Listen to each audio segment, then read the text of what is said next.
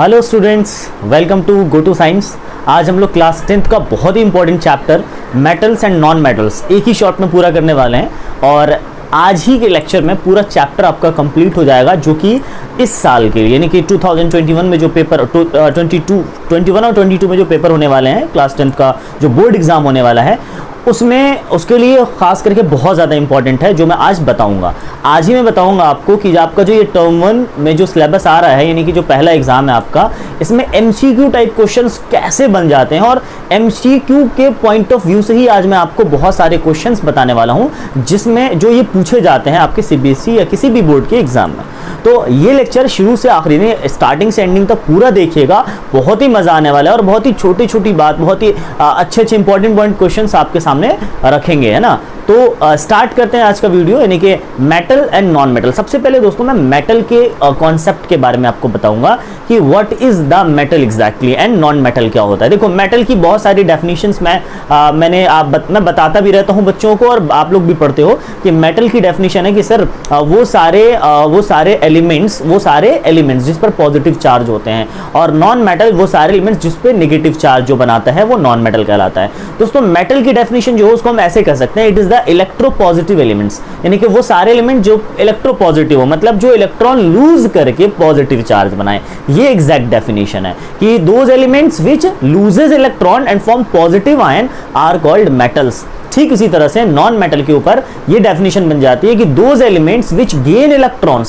Electrons and form negative ions, जिसको हम anion भी कहते हैं, तो इसको हम नॉन मेटल कहेंगे। ठीक है दोस्तों, जो लूज करेंगे यानी जो इलेक्ट्रॉन देंगे किसी को वो मेटल है, ध्यान रखना, उस पर पॉजिटिव चार्ज आएगा, और जो इलेक्ट्रॉन लेंगे वो नॉन मेटल है, मतलब उस पर नेगेटिव चार्ज आएगा। तो दोस्तों मेटल और नॉन मेटल की डेफिनेशन आई होप आपको समझ में आ गया होगा। ठीक है, जैसे सोडियम, जैसे मैंने आपको एक ट्रिक बताया होगा कि आप हाइड्रोजन से कैल्शियम तक, फॉर एग्जाम्पल आप क्लास 10th में याद करते हो, तो हाइड्रोजन से कैल्शियम तक में जिसके लास्ट में यम की आवाज आ जाए, क्या बोला मैंने, जिसके लास्ट में यम की आवाज आए वो सारे मेटल हैं, एक्सेप्ट हीलियम। हीलियम को छोड़ के जितने यम वाले एलिमेंट्स है वो सब के सब क्या है दोस्तों, मेटल है। तो ये तो खैर एक ट्रिकली मैं आपको समझाया था कि कैसे हम पहचान सकते हैं, बट आज हमारे पास मेटल और नॉन मेटल को समझने के लिए कॉन्सेप्ट है कि हम मेटल के बारे में बता सकते हैं किसी को, और नॉन मेटल के बारे में बता सकते हैं। तो स्टार्ट करते हैं दोस्तों। मेटल की सबसे पहला टॉपिक है मेटल की फिजिकल प्रॉपर्टीज क्या है। फिजिकल प्रॉपर्टीज हम लोग बचपन से पढ़ते आ रहे हैं, लेकिन आज हम लोग थोड़ा सा एडवांस लेवल पे जानेंगे इसको कि क्या है, जो क्लास 10 में बहुत ज्यादा पूछा जाता है।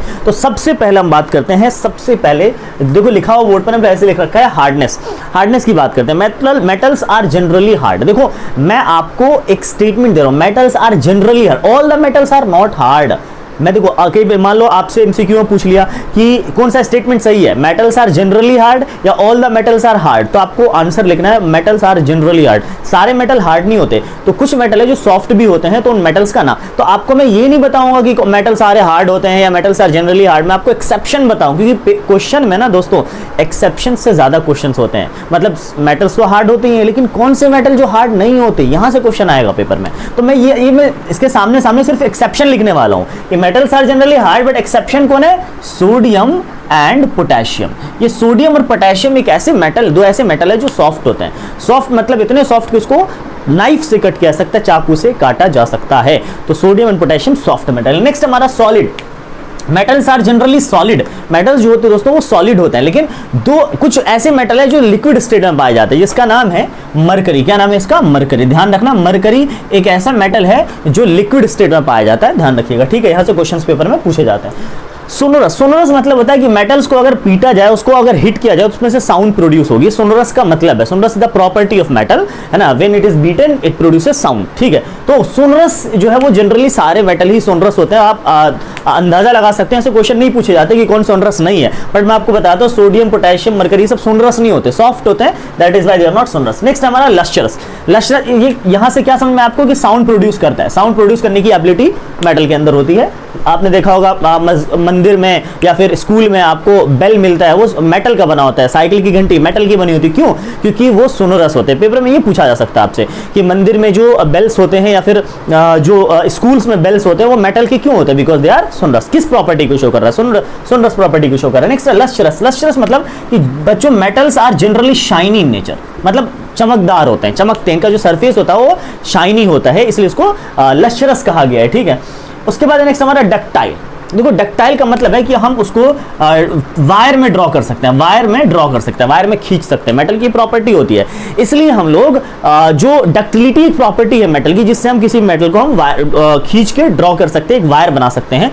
और इसकी एक प्रॉपर्टी है कि जो मोस्ट डक्टाइल मेटल है दोस्तों, कौन सा मोस्ट डक्टाइल मेटल, वो है गोल्ड। पेपर में पूछा था मोस्ट डक्टाइल एलिमेंट कौन है, गोल्ड। तो गोल्ड ध्यान रखना, गोल्ड जो हमारा AU ये हमारा मोस्ट डक्टाइल एलिमेंट है, मोस्ट डक्टाइल मेटल है। और 1 ग्राम गोल्ड को कितने ग्राम, 1 ग्राम गोल्ड कितना छोटा सा होता होगा, उसको 2 किलोमीटर लंबी वायर हम खींच सकते हैं। तो ये तो हो गया डक्टिलिटी के बारे में। अब है मेलिबिलिटी। मेलिबिलिटी का मतलब होता है कि हम मेटल्स को पीट के थिन शीट्स में कन्वर्ट कर सकते हैं, इसको पीट के थिन शीट्स में कन्वर्ट कर सकते हैं। तो मोस्ट मेलेबल मेटल जो है वो दोस्तों वो है सिल्वर। वो कौन है, सिल्वर। मतलब ये जो है मोस्ट मेलेबल मेटल के अंदर आता है। सिल्वर भी, गोल्ड भी है वैसे पहले, लेकिन फर्स्ट नंबर पे हम सिल्वर को रखेंगे। Silver is the most malleable metal. आपने देखा होगा स्वीट्स पे, मिठाइयों पे ऊपर जो लेयर होती है वो मेटल की होती है, जनरली सिल्वर की होती है, सिल्वर की लेयर होती है। अच्छा, उसके बाद एक और मेलेबल मेटल है एल्यूमिनियम। ध्यान रखना, एल्यूमिनियम और सिल्वर और गोल्ड ये सब क्या है, मेलेबल मेटल है। नेक्स्ट हमारा कंडक्टर। मतलब जो मेटल्स होते हैं जनरली इलेक्ट्रिसिटी के गुड कंडक्टर होते हैं, बट इसमें एक्सेप्शन है हमारे पास। क्या एक्सेप्शन है कि कुछ मेटल ऐसे हैं जो इलेक्ट्रिसिटी कंडक्टर नहीं है, यानी बैड कंडक्टर ऑफ इलेक्ट्रिसिटी है। और वो कौन है हमारा बैड कंडक्टर ऑफ इलेक्ट्रिसिटी पूछे आपसे तो क्या बोलना है, बोलना है पीबी। पीबी मतलब लेड। और अगर बेस्ट कंडक्टर ऑफ इलेक्ट्रिसिटी पूछे तो क्या बोलना है, बेस्ट कंडक्टर ऑफ इलेक्ट्रिसिटी। अगर बेस्ट कंडक्टर पूछे तो वो है हमारा सिल्वर। कौन है दोस्तों, सिल्वर। तो बैड कंडक्टर लेड है, बेस्ट कंडक्टर ऑफ इलेक्ट्रिसिटी कौन है, सिल्वर है। ये याद रखना, पेपर में पूछा जाता है। हाई मेल्टिंग पॉइंट मतलब जो मेटल्स होते हैं, अच्छा हीट और इलेक्ट्रिसिटी दोनों के गुड कंडक्टर होते हैं। कौन, मेटल्स, हीट और इलेक्ट्रिसिटी दोनों के गुड कंडक्टर, और सिल्वर भी। उसके बाद कौन होता है गुड कंडक्टर, एल्यूमिनियम। पेपर में ये पूछा जाता है दोस्तों कि एल्यूमिनियम इतना हाई रिएक्टिव मेटल है, फिर भी हम उसको बर्तन बनाने के लिए इस्तेमाल क्यों करते हैं, हम लोग कुकिंग जो यूटेंसिल्स उसमें इस्तेमाल क्यों करते हैं, क्योंकि एल्यूमिनियम हाई रिएक्टिव तो है, बट साथ ही साथ एल्यूमिनियम एक अच्छा कंडक्टर भी है, यानी हीट का एक अच्छा कंडक्टर है, जल्दी गर्म हो जाता है, तो खाना भी जल्दी बन जाता है, इसलिए एल्यूमिनियम से हम यूटेंसिल्स बनाते हैं, बर्तन बनाते हैं। Next high melting point. Melting point high होने का क्या मतलब सर, कि अगर मेटल में कितना ज्यादा हीट दिया जाए वो मेल्ट कर जाए। तो वैसे नॉर्मली मेटल्स की मेल्टिंग पॉइंट बहुत हाई होती है, काफी हाई होती है, लेकिन कुछ ऐसे मेटल है दोस्तों जिसकी मेल्टिंग पॉइंट काफी लो है। ठीक है, काफी लो है, जैसे गैलियम और सीजियम, दो ऐसे मेटल्स को हाथ पर रखते पिघल जाता है। मतलब दोनों की मेल्टिंग पॉइंट इतनी कम है कि हाथ पर बॉडी टेम्परेचर 37 डिग्री सेल्सियस पे वो पिघल जाता है। तो कौन कौन से नाम ये पूछा था पेपर में, ध्यान रखना है, गैलियम और एक है सीजियम। ये दो ऐसे मेटल है जो जिसकी मेल्टिंग पॉइंट काफी लो है, 37 डिग्री सेल्सियस। ठीक है, डेंसिटी, मेटल्स की डेंसिटी जनरली दोस्तों हाई होती है, बस एक मेटल है जिसकी डेंसिटी काफी लो है, वो है हमारा मरकरी, क्योंकि लिक्विड स्टेट में पाया जाता है इसीलिए। आई होप कि आपको ये सारी फिजिकल प्रॉपर्टी समझ में आ गई होगी मेटल्स की। अब हम बात करते हैं नॉन मेटल की कुछ प्रॉपर्टीज पर। नॉन मेटल की प्रॉपर्टीज तो सारी इसकी ऑपोजिट होगी। जो मेटल की प्रॉपर्टी है उनकी ऑपोजिट किसकी प्रॉपर्टी होगी, नॉन मेटल की प्रॉपर्टी होगी, राइट। लेकिन नॉन मेटल में कुछ एक्सेप्शंस है दोस्तों, मतलब है नॉन मेटल पर वो थोड़े थोड़े मेटल की तरह बिहेव करते हैं। कुछ ऐसे नॉन मेटल हैं, जैसे फॉर एग्जांपल मैं बात करूं तो वो है पहला कार्बन। कौन है, कार्बन का, ये नॉन मेटल के बारे में बता रहा हूं, एक्सेप्शन ध्यान रखना। कार्बन क्या है, कार्बन के बारे में क्या जानते हो आप, कार्बन अगर ग्रेफाइट के फॉर्म में हमने देखा होगा, पेंसिल में जो लगा होता है, वो इलेक्ट्रिसिटी का गुड कंडक्टर होता है।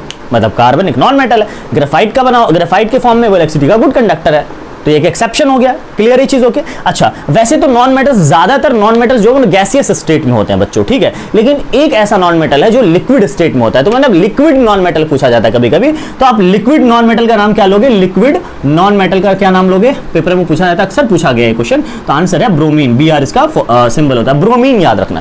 लिक्विड नॉन मेटल कौन है, ब्रोमीन, ठीक है। सारे मेटल लश्चरस होते हैं, शाइनी होते हैं, लेकिन एक ऐसा नॉन मेटल है जो लश्चरस होता है, यानी कि लश्चरस नहीं होना चाहिए, नॉन मेटल्स लश्चरस नहीं होते, पर एक ऐसा नॉन मेटल जो लश्चरस होता है, जिसका नाम क्या है, लश्चरस नॉन मेटल का नाम है दोस्तों, वो है आयोडीन। क्या है, आयोडीन। तो ध्यान रखिएगा इस चीज को, आयोडीन यानी क्लोरीन का ही दूसरा भाई है, क्लोरीन जैसा वैलेंसी बना, आयोडीन की वैलेंसी बना, आई इसका सिंबल होता है, कैपिटल आई।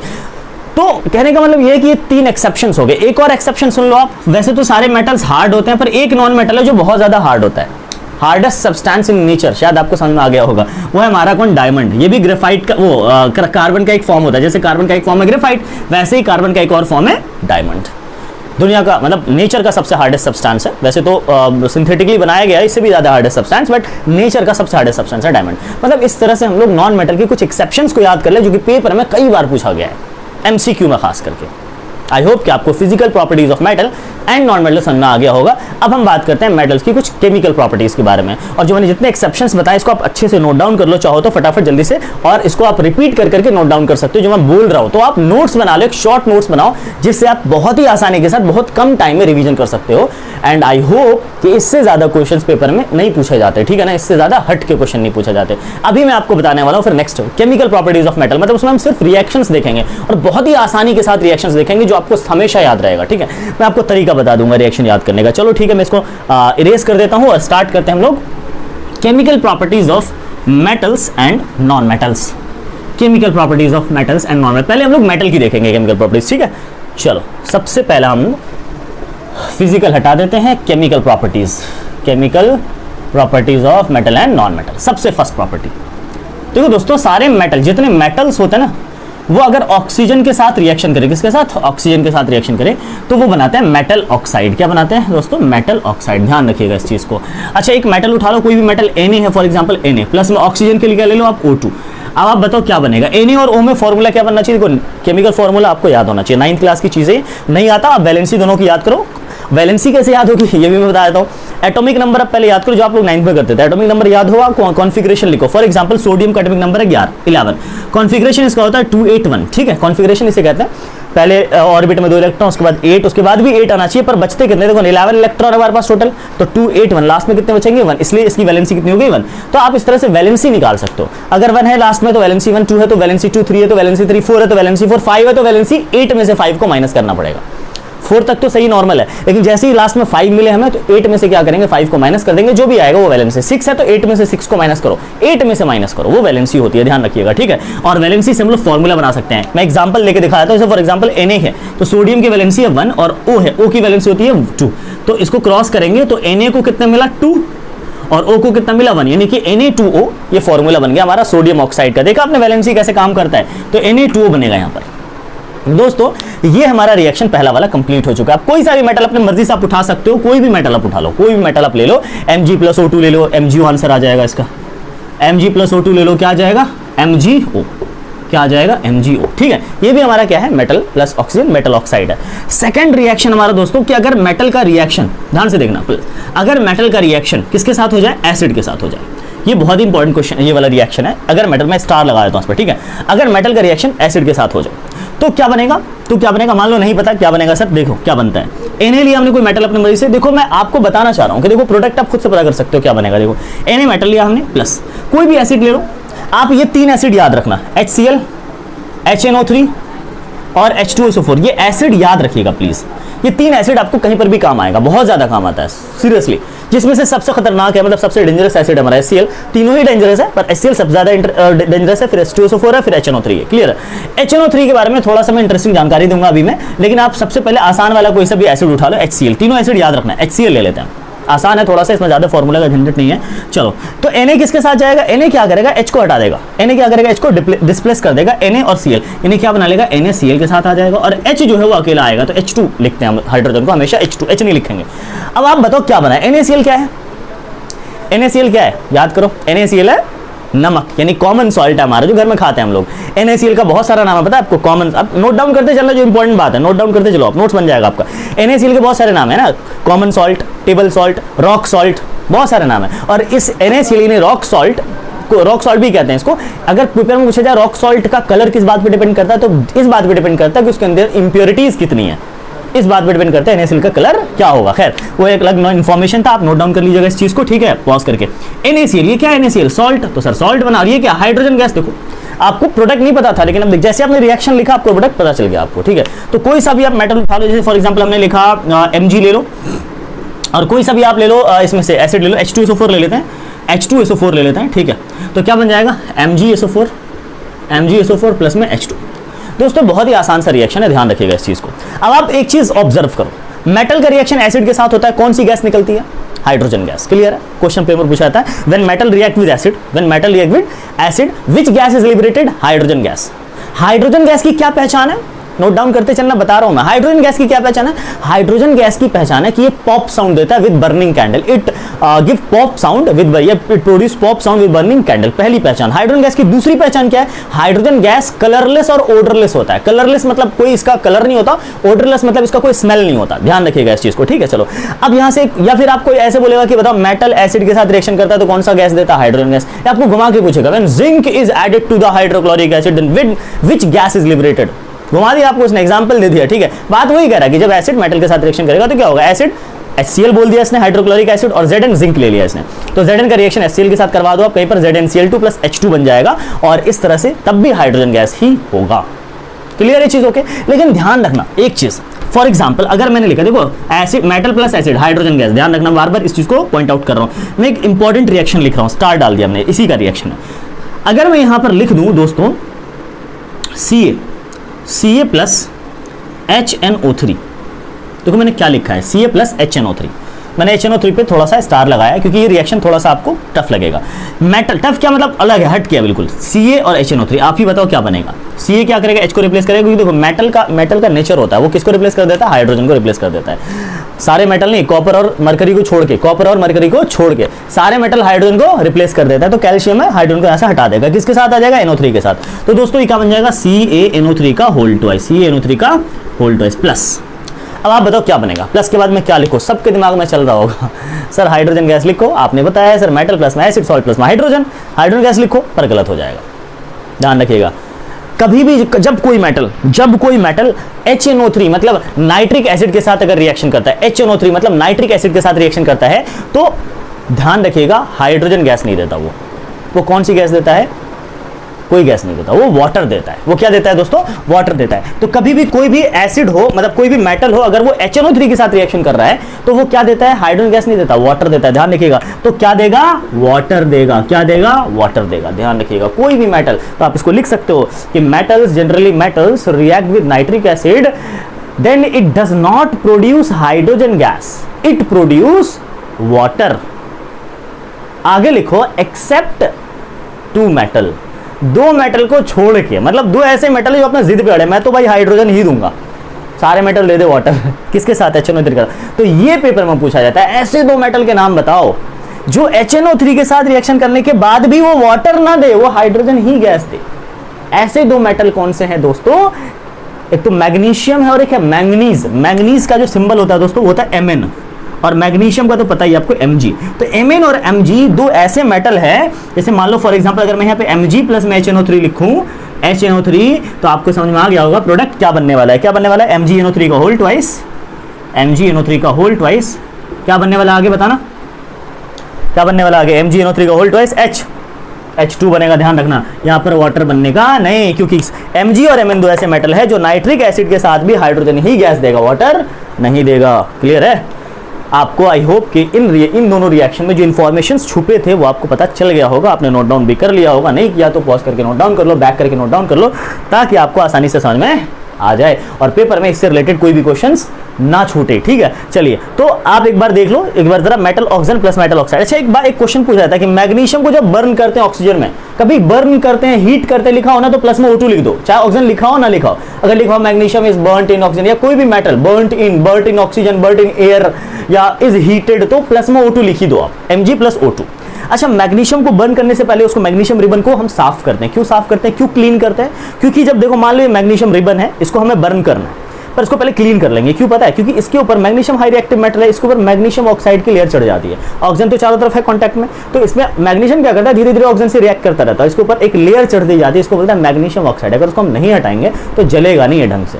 तो हम क्यों साफ करते हैं? To remove the layer of magnesium oxide, to remove the layer of magnesium oxide. दोस्तों समझ में आ गया होगा आपको रिएक्शन। चलते हैं हम लोग थर्ड रिएक्शन के पास, जिसमें हम लोग रिएक्शन पढ़ेंगे मेटल ऑक्साइड प्लस में वाटर। मेटल ऑक्साइड का मेटल प्लस ऑक्सीजन क्या बनता है? Metal oxide. इसी मेटल ऑक्साइड का मैं वाटर के साथ रिएक्शन कराऊंगा। किसके साथ? वाटर के साथ। ध्यान दीजिएगा प्लीज।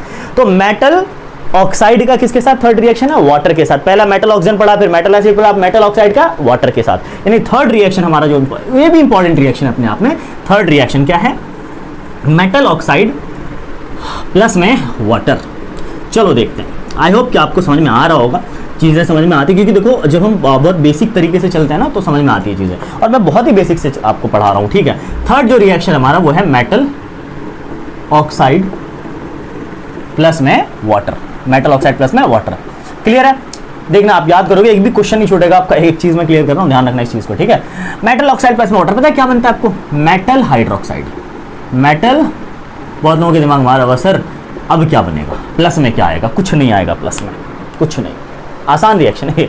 मेटल ऑक्साइड प्लस में वाटर क्या बनता है बच्चों? Metal hydroxide. हाइड्रोक्साइड की पहचान क्या? OH लगा रहता है उसमें, ठीक है। तो बताओ कोई भी मेटल ऑक्साइड उठा लो, Na2O उठा लो, Na2O पिछले में जो आया था, Na2O लास्ट रिएक्शन में, Na2O मेटल ऑक्साइड, इसका वाटर के साथ, वाटर का फॉर्मूला क्या होता है बच्चों? H2O।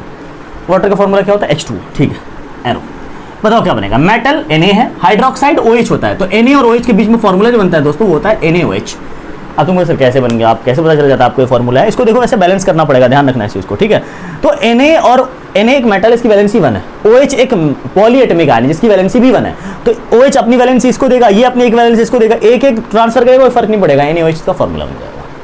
क्लियर इस चीज? ओके। तो इस तरह से हमारा कोई भी मेटल उठा लो ना यार, कोई भी मेटल, MgO प्लस H2O उठाओ, MgOH का होल ट्वाइस, आपको पहले से पता चल गया होगा आंसर क्या आने वाला है। कोई भी मेटल उठा लो उसका हाइड्रोक्साइड बनेगा, कोई भी मेटल ऑक्साइड अगर वाटर के साथ रिएक्शन करता है तो उसका हाइड्रोक्साइड बनेगा।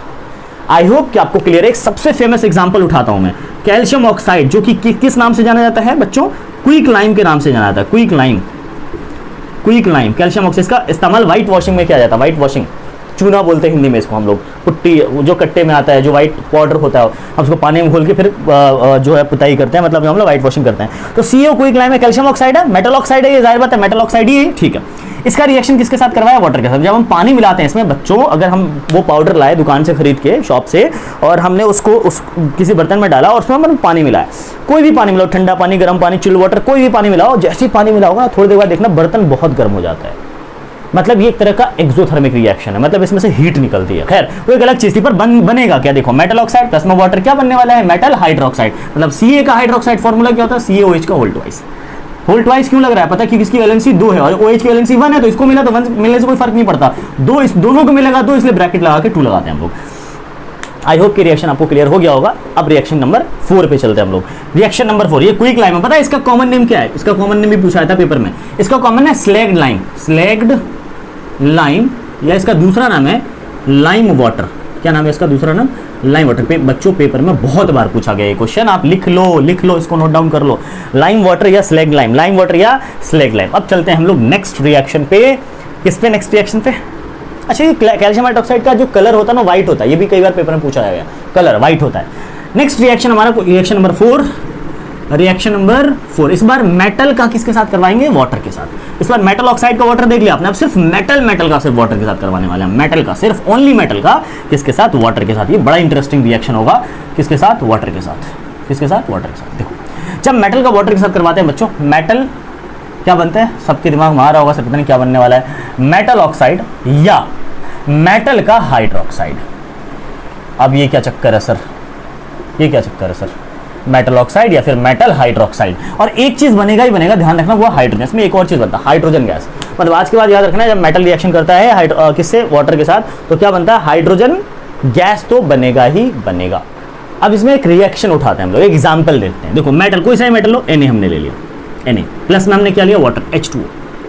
दोस्तों जैसे ही Na वाटर के साथ रिएक्शन करता है, एक चीज तो बनेगा ही बनेगा, पहले लिख दो, H2 तो गैस तो सर निकलेगा ही निकलेगा। अब क्या बनेगा सर? ध्यान रखना, Na और H2O जब मिलता है ना तो बनाता है NaOH प्लस में H2, प्लस में H2 लिखा हुआ आगे, मैं थोड़ा सा इसका करीब लिखता हूँ, पता नहीं वो दूर हो जाएगा, H2, ठीक है। अच्छा कोई और मेटल ले लेते हैं हम लोग, फॉर एग्जांपल हमने ले लिया Ca प्लस में H2O एरो, ये क्या बना? CaOH का होल ट्वाइस। दोनों केस में क्या बन रहा है बच्चों? दोनों केस में क्या बन रहा है? हाइड्रोक्साइड ही बन रहा है। ऑक्साइड कहाँ गया सर? ऑक्साइड वाला कोई एग्जांपल देखो, चलो ऑक्साइड वाला एग्जांपल देखते हैं। फॉर एग्जांपल एल है, एल्यूमिनियम वाटर के साथ रिएक्शन करता है, बनाता है Al2O3 प्लस में H2। अब सर यहाँ पर प्रॉब्लम ये है कि सर हमें कैसे याद रहेगा एग्जाम में कि कौन सा मेटल हाइड्रोक्साइड बना रहा है, कौन सा मेटल ऑक्साइड बना रही है, हमें कैसे याद रहेगा? इसका भी इलाज है मेरे पास, इसका भी इलाज है मेरे पास। अभी मैं आपको इसी रिएक्शन के बाद मैं एक टॉपिक पढ़ाऊंगा, रिएक्टिविटी सीरीज। अब रिएक्टिविटी सीरीज में बना के सिर्फ दिखा देता हूँ, उसमें आपको बता दूंगा कि ऐसा क्यों हो रहा है, ठीक है। ध्यान रखिएगा इस चीज़ को आप लोग। स्टार्ट करें हम लोग रिएक्टिविटी सीरीज। आपने रिएक्शन समझ लिया कि फिर यहाँ पर सर कंफ्यूजन है थोड़ा सा, अब इस कंफ्यूजन को दूर कौन करेगा, रिएक्टिविटी सीरीज। अब रिएक्टिविटी सीरीज क्या है सर, रिएक्टिविटी सीरीज क्या है, देखो हम लोग मेटल नॉन मेटल चैप्टर पढ़ रहे हैं ना, तो रिएक्टिविटी सीरीज मेटल का एक सीरीज है, मेटल्स, उन सीरीज में खाली मेटल्स ही हैं, तो मेटल का ऐसा सीरीज, ध्यान रखिएगा, मेटल का ऐसा सीरीज जिसमें मेटल्स को डिक्रीजिंग ऑर्डर ऑफ रिएक्टिविटी में सजाया गया है। क्या बोला हमने, रिपीट करो एक बार आप लोग, क्या बोला, मेटल का ऐसा सीरीज जिसमें मेटल्स को रिएक्टिविटी के डिक्रीजिंग ऑर्डर में, डिक्रीजिंग घटते क्रम में सजाया गया है, इसको रिएक्टिविटी सीरीज कहते हैं। हिंदी में इसको क्रियाशील श्रेणी कहते हैं या क्रियाशीलता श्रेणी। अच्छा, रिएक्टिविटी सीरीज को डिफाइन इंग्लिश में कैसे करेंगे sir, it's a series of metals in which the metals are arranged in the decreasing order of their reactivity. आप इसको पॉज करके आप रिपीट करके देख सकते हो, उसको लिख सकते हो इस नोट्स, इस डेफिनेशंस को। तो हम लोग रिएक्टिविटी सीरीज देखने वाले हैं, इसमें बहुत सारा, देखो इसमें आपको ना बहुत सारा इंफॉर्मेशन मिलने वाला है, प्लीज़ ध्यान से देखना इस चीज़ को, ध्यान से, रिएक्टिविटी सीरीज बहुत ध्यान से देखिएगा इसको। देखो मैं क्या क्या कर रहा हूँ यहाँ पर, देखो Na, Ca, Mg, Al, Zn, Fe, Pb, H, Cu, Hg, Ag और ये लास्ट में Au। ठीक है, मैं आपको पहले नाम बता दूं सबका। ये डिक्रीजिंग ऑर्डर में, ध्यान रखिएगा क्या है, डिक्रीजिंग ऑर्डर में, एरो बना देता हूँ, ये डिक्रीजिंग ऑर्डर में रिएक्टिविटी घट रही है। ठीक है, सबसे टॉप पे जो सबसे ज़्यादा रिएक्टिव है, सबसे जो बॉटम में वो सबसे कम रिएक्टिव है। ठीक है, अच्छा, के पोटेशियम है, Na सोडियम है, Ca calcium, Mg magnesium, Al aluminium, Zn zinc, Fe iron, Pb lead, H hydrogen, Cu copper, Hg mercury, Ag silver, Au gold. चलो ध्यान से देखना प्लीज, ये जो ऊपर के 5 मेटल हैं दोस्तों, सॉरी ऊपर की जो 5 मेटल है, ये एल्युमिनियम तक, ये हाई रिएक्टिव है। ये क्या है, हाई रिएक्टिव है, ये हाई रिएक्टिव। मैंने लास्ट लेक्चर में, लास्ट वीडियो, मेरा जो लास्ट वीडियो देखना आप, उसमें मैंने इस पर बना रखा है, एक कोडिंग कर रखा है, कोडिंग से याद करने का तरीका बताया मैंने, डिस्क्रिप्शन में डाल दिया है, trick to learn the reactivity series, उसको आप देख लीजिएगा, समझ में आ जाएगा, उसमें बहुत सारी चीज़ें मैंने बताई भी है। तो मैं ट्रिक बताया याद करने का बेसिकली उसके अंदर। और ये है बीच में हमारा जो 4 मेटल है, ये हमारा मिडिल रिएक्टिव मेटल। कैसा है बच्चों, middle reactive metal, middle reactive metal. और जो नीचे के जो मेटल्स हैं वो क्या है, low reactive metal, low reactive metal. I hope आपको क्लियर हो गया होगा कौन सबसे ज़्यादा है, कौन मिडिल है, कौन लो रिएक्टिव है। मतलब जिंक, मिडिल वाले में जिंक सबसे ज़्यादा होगा, उसको Fe, उसको Pb, उसको H। देखो ये जो ऊपर के 4 मेटल है ना बच्चों, 4 मेटल, अगर ये वाटर के साथ रिएक्शन करे, अगर ये वाटर के साथ रिएक्शन करे, अगर ये वाटर के साथ रिएक्शन करे दोस्तों, तो ये वाटर के साथ रिएक्शन करने के बाद हाइड्रोक्साइड बनाएंगे, ध्यान रखना। अब आपको क्लियर हो गया होगा, लास्ट रिएक्शन में जो हम लोग कंफ्यूज हो रहे थे कि सर कौन हाइड्रोक्साइड बनाएगा और कौन हाइड्रोक्साइड नहीं बनाएगा, ये ऑक्साइड बनाएगा, तो यहाँ क्लियर हो गया कि सर अगर ये ऊपर के 4 मेटल, कौन याद कर लो है ना, पोटेशियम, सोडियम, कैल्शियम, मैग्नीशियम, अगर ये वाटर के साथ रिएक्शन कर रहे हैं तो हाइड्रोक्साइड बनाएगा। उसके नीचे जो मेटल्स दिख रहे हैं आपको, उसके नीचे जो मेटल्स दिख रहे हैं यहाँ तक, ये हमारे क्या बनाएंगे, ये अगर वाटर के साथ रिएक्शन करते हैं तो बच्चों ये बनाएंगे ऑक्साइड। एक बात क्लियर, अच्छा ये तो क्लियर है ना कि हाइड्रोजन गैस निकलेगा, दोनों केस में हाइड्रोजन गैस निकलेगा भाई, रिलीज होगा, हाइड्रोजन गैस की पहचान बता चुका हूं मैं आपको। अच्छा ये बात क्लियर है आपको, ये तो हमने 2 इन्फॉर्मेशन आपको दे दिया, सब के बारे में कुछ कुछ बताऊंगा, हर मेटल के बारे में कुछ कुछ इन्फॉर्मेशन है मेरे पास, हर मेटल के बारे में। चलो देखते हैं। अच्छा सोडियम पोटेशियम के बारे में तो आपको पहले से बताया, सोडियम और पोटेशियम के बारे में आपको पहले से नॉलेज है। क्या नॉलेज है कि सर ये दोनों मेटल सॉफ्ट मेटल है। कैसे मेटल है, सॉफ्ट मेटल है। तो इसके बारे में क्या इन्फॉर्मेशन मिली, सर ये दोनों सॉफ्ट मेटल है। अच्छा कैल्शियम मैग्नीशियम के बारे में पता है आपको क्या इन्फॉर्मेशन है, नई इन्फॉर्मेशन आपके पास, मैं बताता हूँ आपको। कैल्शियम मैग्नीशियम दोनों मेटल है, तो साहब मेटल जो होता है, लोहा जो होता है, जैसे लोहा भी मेटल, आयरन मेटल, उसको पानी में डाल तो क्या होता है, डूब जाता है। लेकिन कैल्शियम मैग्नीशियम ऐसे मेटल है जो पानी में फ्लोट करते हैं, वाटर में फ्लोट करते हैं, फ्लोट ऑन वाटर। पेपर में पूछा था क्यों फ्लोट करते हैं, तो due to production of bubbles of hydrogen. क्या लिखेंगे, बबल्स, बुलबुला जिसको हिंदी में कहते हैं, बबल्स ऑफ हाइड्रोजन। इतना ज्यादा बबल्स निकलता है हाइड्रोजन का, इतना ज्यादा बबल्स निकलेगा कि ये फ्लोट करना स्टार्ट कर देता है, नीचे ही नहीं जाता है। ठीक है, तो ये कैल्शियम मैग्नीशियम के बारे में इंपॉर्टेंट बात हो गई। अच्छा बच्चों ये एल्यूमिनियम और जिंक जो है, इसके बारे में आप क्या जानते हो पता है, एल्यूमिनियम और जिंक ऐसे मेटल हैं, एक बात आप लोग नोट डाउन कर लेना कि जो मेटल के ऑक्साइड्स होते हैं, मेटल के ऑक्साइड मतलब मेटल और ऑक्सीजन के साथ जो रिएक्शन बनके फॉर्मूला बनता है मेटल ऑक्साइड, उसका नेचर होता है बेसिक। बेसिक नेचर होता है, एसिड नहीं होता, बेसिक होता है। और जो नॉन मेटल के ऑक्साइड होते हैं जैसे SO2, NO2, सल्फर का ऑक्साइड, नाइट्रोजन का ऑक्साइड, तो ये सब एसिडिक होते हैं। बेस नॉन मेटल का जो ऑक्साइड है वो बेसिक है, नॉन मेटल का ऑक्साइड एसिडिक है, ये लिख लीजिएगा, पेपर में पूछा जाता है। अब ये मेटल्स है ना, तो मेटल के ऑक्साइड क्या होने चाहिए, बेसिक होने चाहिए, पर ये दो ऐसे मेटल हैं जो धोखा दे देता है। इनके जो ऑक्साइड्स होते हैं वो बेसिक तो होते ही हैं, साथ में एसिडिक भी होते हैं, इसलिए इनको बदनाम कर दिया गया है। किस नाम से बदनाम किया गया है, इनको कहा गया है एम्फोटेरिक ऑक्साइड। एम्फोटेरिक ऑक्साइड क्या होते हैं, दोनों होते हैं सर, बेसिक तो होते ही होती हैं, प्लस में साथ में कैसा नेचर शो करने लगते हैं, एसिडिक भी नेचर शो करते हैं, ये दोनों नेचर शो करते हैं। कौन कौन, एल्यूमिनियम और जिंक ऑक्साइड। एल्यूमिनियम का oxide Al2O3, zinc oxide ZnO। आप नोट्स बनाते चलो, ध्यान रखना है, अलग अलग से लिख लो। तो एम्फोटेरिक ऑक्साइड कैसा ऑक्साइड होगा, पता चल गया होगा आपको, ऐसे ऑक्साइड, मेटल ऑक्साइड ध्यान रखना, जो बेसिक और एसिडिक दोनों बिहेवियर को शो करे।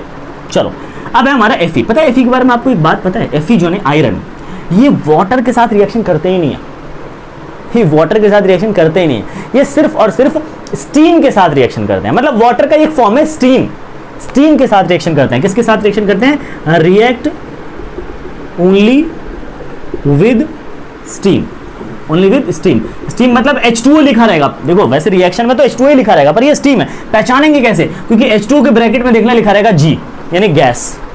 H2O तो लिक्विड है तो L लिखा होना चाहिए था यहाँ पर यहाँ क्या लिखा रहता है G, तो समझ जाएंगे H2 और G मतलब सर गैस है, गैस मतलब स्टीम है। ये क्लियर चीज, ओके, कोई प्रॉब्लम। चलो अब हम बात करते हैं लेड के बारे में। लेड, अच्छा पता है ये बनाता क्या है, Fe जब स्टीम के साथ रिएक्शन करता है तो ये बनाता है Fe3O4, इसको बोलते हैं फेरस ऑक्साइड। क्या बोलते हैं बच्चों, फेरस ऑक्साइड। चलो हम देखते हैं लेड। पता है लेड के बारे में आप क्या जानते हो, लेड अभी मैंने बताया था थोड़ी पहले, बैड कंडक्टर होते हैं सर, इलेक्ट्रिसिटी और हीट के, lead bad conductor. H hydrogen, भाई हाइड्रोजन बताया आपको, मेटल और नॉन मेटल दोनों ही प्रॉपर्टी शो करता है, ये मेटल की भी नॉन मेटल की भी, ये पॉजिटिव आयन भी बनाता है और नेगेटिव आयन भी बनाता है, इसलिए ये हाइड्रोजन की पहचान है, ध्यान रखना, इसलिए प्रेडिक्टेबल से ये बाहर है। अच्छा कॉपर क्या है सर, कॉपर के बारे में एक बहुत ही अच्छा इंफॉर्मेशन है कि कॉपर जो है ना वो वाटर के किसी भी स्टेट के साथ रिएक्शन नहीं करता, किसी भी फॉर्म के साथ नहीं, इवन स्टीम के साथ भी नहीं। आयरन तो चलो स्टीम के साथ कर भी लेता है, ये कॉपर किसी से ही नहीं करता रिएक्शन, मतलब किसी भी पानी के साथ रिएक्शन, पानी के किसी भी फॉर्म के साथ रिएक्शन नहीं करता। तो डज नॉट रिएक्ट विद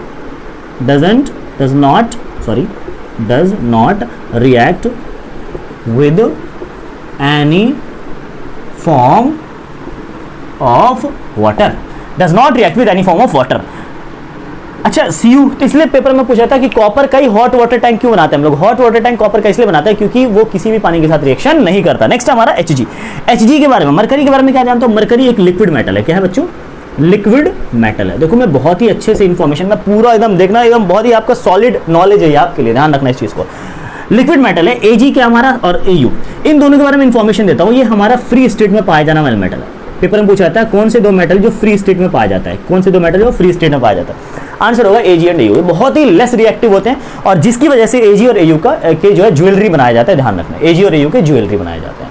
चलो अच्छा एक और इंफॉर्मेशन ले लो आप, इनमें से कौन से मेटल है, इनमें से कौन सा मेटल है जिसका वायर बनाया जाता है, वायर, इलेक्ट्रिसिटी का वायर जो होता है वो, तो आपको पता ही होगा कॉपर या एल्यूमिनियम आंसर है इसका। क्या है, कॉपर या एल्यूमिनियम, ध्यान रखना, पेपर में पूछा गया कितनी बार कि कौन से दो मेटल्स का वायर। बच्चे सिल्वर बोल देते हैं, अच्छा कंडक्टर इसलिए नहीं, बच्चे सिल्वर का वायर नहीं बनाया जाता, अच्छा कंडक्टर तो है बट वायर बनाने में इसका इस्तेमाल नहीं होता। तो कौन सा है, कॉपर और एल्यूमिनियम दोनों वायर बनाया जाता है, इलेक्ट्रिक वायर।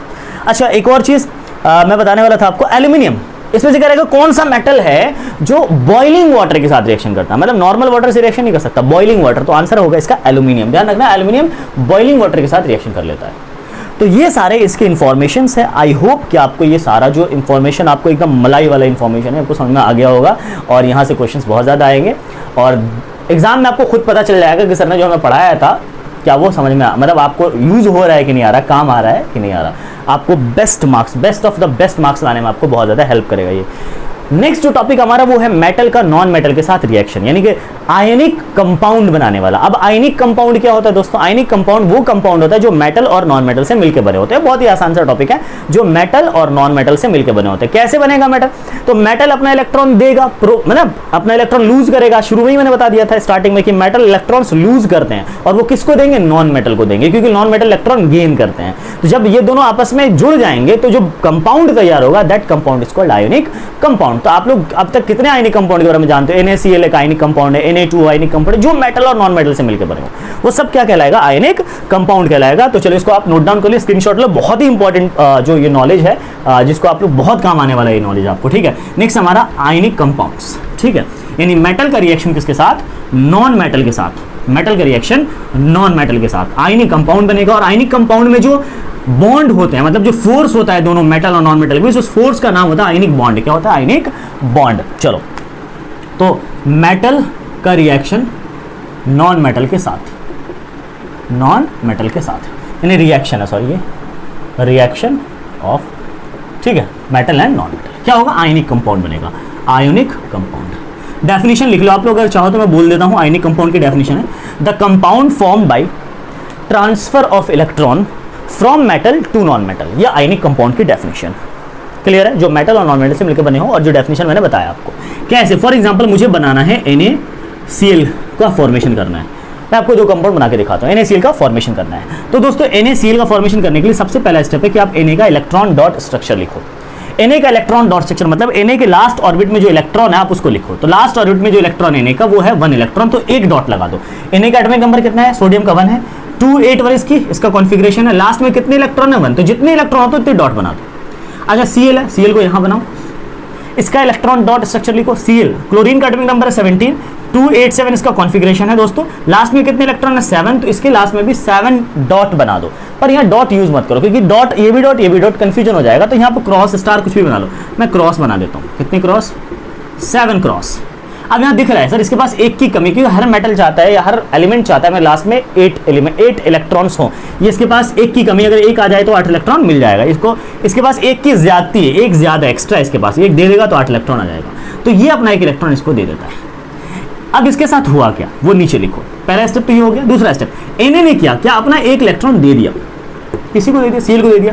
Na जब जैसे ही अपना एक इलेक्ट्रॉन लूज करता है, Na के ऊपर एक पॉजिटिव चार्ज आ जाता है, यानी कि आयन बन जाता है। माइनस किया एक इलेक्ट्रॉन। इस तरह से Cl ने एक इलेक्ट्रॉन लिया है, तो Cl ने जब इलेक्ट्रॉन लिया तो उस पर Cl माइनस का चार्ज आ जाता है, मतलब ये नेगेटिव आयन बन गया। इसी तरह से इसको हम इस फॉर्म में लिख देते हैं कि Na पर तो सर प्लस का चार्ज आ गया, और Cl पर एक डॉट के साथ माइनस का चार्ज आया, और इस तरह से NaCl का फॉर्मेशन हो गया। और इन दोनों के बीच जो बॉन्ड बना उसका बॉन्ड का नाम है आयनिक बॉन्ड, और इस कंपाउंड का नाम है ionic compound NaCl। I hope कि आपको इसका फॉर्मेशन समझ में आ गया होगा। अब एक और कोई फॉर्मेशन, दूसरा फॉर्मेशन लेते हैं हम लोग। फॉर एग्जांपल ये पहला फॉर्मेशन था हमारा जो पेपर में पूछा जा सकता है, इससे रिलेटेड क्वेश्चंस। दूसरा फॉर्मेशन, फॉर एग्जांपल मैंने कहा आपको MgCl2 का फॉर्मेशन कीजिए, मैग्नीशियम क्लोराइड का, बाय इलेक्ट्रॉन ट्रांसफॉर्म मेथड या बाय ट्रांसफर ऑफ इलेक्ट्रॉन। हमें क्या करना है? एक Mg बनाना है। क्लोरीन 2 है यहाँ पर, तो 2 क्लोरीन बनाओ। इसके इलेक्ट्रॉन्स को शो करो, कितने इलेक्ट्रॉन लास्ट में Mg के? 2 इलेक्ट्रॉन है। कितने इलेक्ट्रॉन है? 2 इलेक्ट्रॉन है। 282 इसका कॉन्फ़िगरेशन होता है, 12 एटॉमिक नंबर है इसका। इसके पास, ये तो आपने देख लिया है, 7 इलेक्ट्रॉन्स है इसके पास, ठीक है, 7 इलेक्ट्रॉन, तो 7 क्रॉस बना दो, 7 क्रॉस। इसको एक चाहिए, इसको भी एक चाहिए, पर इसके पास 2 भाई, 2 देखो ना आप, 2 लड्डू इसके पास है, एक लड्डू इसको, एक लड्डू इसको। यार मैं लड्डू इलेक्ट्रॉन को कह रहा हूँ, तो एक इलेक्ट्रॉन इसको दे दो, एक इलेक्ट्रॉन इसको दे दो, दोनों का काम बन गया। अच्छा Mg ने क्या किया वो नीचे लिखो। Mg ने अपना इलेक्ट्रॉन लूज किया, कितने इलेक्ट्रॉन? 2 इलेक्ट्रॉन लूज किए, तो Mg पे क्या आ गया? Mg पे क्या आ गया? 2+ का चार्ज आ गया, ठीक है। और Cl ने क्या किया? Cl ने तो एक ही इलेक्ट्रॉन लिया, 2 Cl है तो इसका मतलब नहीं कि 2 इलेक्ट्रॉन लिए, एक Cl ने तो एक ही इलेक्ट्रॉन लिया, तो Cl ने एक इलेक्ट्रॉन लिया और ये बन गया Cl पे माइनस का चार्ज। इस तरह से Mg पे क्या आ जाएगा, इसको दिखाना कैसे? Mg2+, और Cl के पास 7 इलेक्ट्रॉन थे, तो 7 क्रॉस बना के एक डॉट बनाया, इतने इलेक्ट्रॉन इसने लिए, 1 माइनस। इस तरह से फॉर्मेशन हो गया MgCl2 का। आई होप कि आपको ये आयनिक कंपाउंड समझ में आ गया होगा। और आयनिक कंपाउंड जो है NaCl, MgCl2, जो आयनिक मेटल नॉन मेटल से बने कंपाउंड्स होते हैं, इनकी 4 प्रॉपर्टीज होती है। आप चाहो तो लिख लो। सबसे पहली प्रॉपर्टी लिखो कि ionic compounds are generally hard. Ionic compounds जो होते हैं वो हार्ड होते हैं। क्यों हार्ड होते हैं? क्योंकि इनके बीच का जो फोर्स ऑफ अट्रैक्शन होता है, MgCl2 का जो बीच में आयंस के बीच में फोर्स ऑफ अट्रैक्शन होता है वो बहुत ज्यादा स्ट्रांग होता है। तो क्या लिखोगे? Ionic compounds are generally hard because of strong attraction या strong force of attraction between the ions. Strong force of attraction between the ions.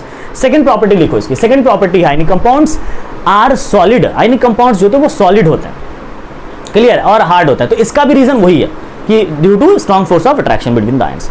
Second property, ionic compounds जो होते हैं दोस्तों वो उसकी मेल्टिंग पॉइंट बहुत ज्यादा होती है। आयनिक कंपाउंड्स की मेल्टिंग पॉइंट, जैसे नमक है, नमक की मेल्टिंग पॉइंट जो पता है आपको क्या है? लगभग ये 700-600 डिग्री सेल्सियस के आसपास। तो मेल्टिंग पॉइंट इतनी हाई क्यों होती है? बिकॉज इसके बीच जो स्ट्रॉन्ग फोर्स होता है, उस फोर्स को तोड़ने के लिए, ब्रेक करने के लिए high amount of energy, large amount of energies are required. तो क्या लिखेंगे?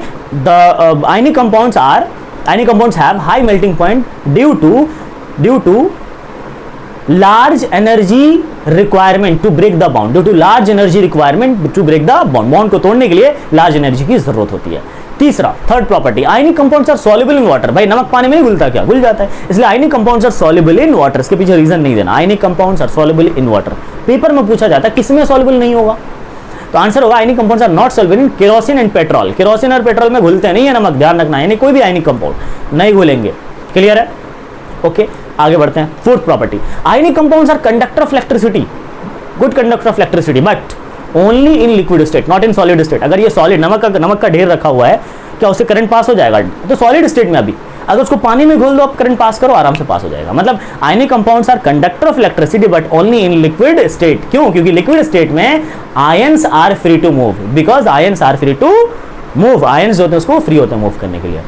आई होप कि आपको ये यहाँ तक जो चैप्टर जो टर्म 1 में इस बार आने वाला है आपको समझ में आ गया होगा. थोड़ा सा चैप्टर बच जाता है एक्सट्रैक्शन ऑफ मेटल से रिलेटेड, जो कि इस टर्म 1 में नहीं आ रहा, इसलिए मैं आपको किसी और दिन इसको क्लियर करूंगा. यहाँ तक आपको समझ में आया होगा. अगर आपको समझ में आ गया बहुत अच्छे तरीके से, तो प्लीज़ इस वीडियो को लाइक करो, जितना हो सके प्लीज़ शेयर करो.